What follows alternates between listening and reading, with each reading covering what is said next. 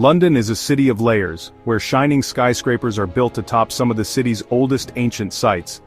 Recent excavations, such as the discovery of a Roman basilica in London's financial district, exemplify the city's rich history.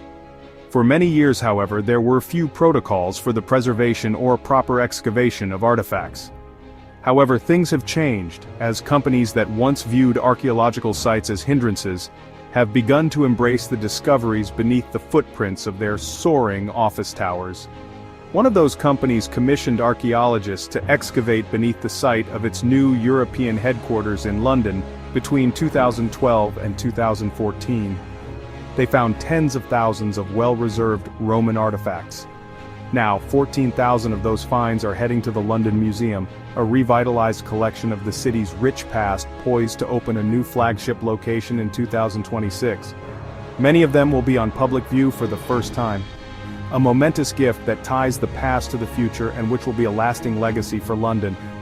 The collection of Roman artifacts is the largest donation of archaeological material the museum has ever received. The site where the artifacts were discovered was a 3rd century CE temple dedicated to Mithras, a deity who gained cult-like worship in the Roman Empire.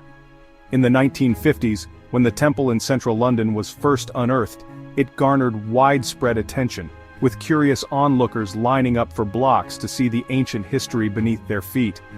However, the archaeological methods at the time were pretty haphazard. Workers would just take artifacts out of the ground and hand them over to their superiors with little regard for provenance or preservation. For decades, the site was only partially excavated for fear that further digging would disturb a nearby church, built by famed architect Christopher Wren. They knew that in the layer underneath, that they hadn't dug into, a lot of material would have survived. The site was especially fortunate to be near the waterlogged course of the Walbrook, a lost underground river whose muddy conditions helped protect organic materials from decay.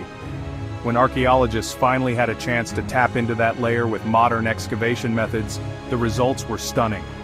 Among the well-preserved finds now heading to the London Museum are leather goods, jewelry, ceramics, pottery, animal bones, and around 750 pairs of shoes from the 1st century CE. The collection also features 400 writing tablets, wooden frames surrounding black wax that carried messages, notes, and business transactions.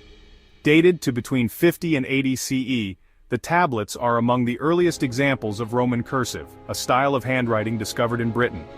One tablet, for instance, dated to 57 CE, was a financial document. Other tablets contained key information about citizens of Roman London, including previously unknown names and social gossip. The archaeologists also recovered 70,000 pieces of Roman pottery, including imports from Gaul that hint at London's role as a business hub. Other pieces are decorated with cult symbols for the worship of Mithras, who was known for his ritual slaying of a bull.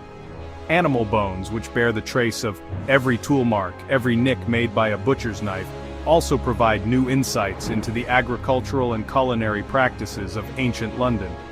When the London Museum opens next year, it will have more than 7 million objects in its collections, making it one of the largest archaeological archives on the planet.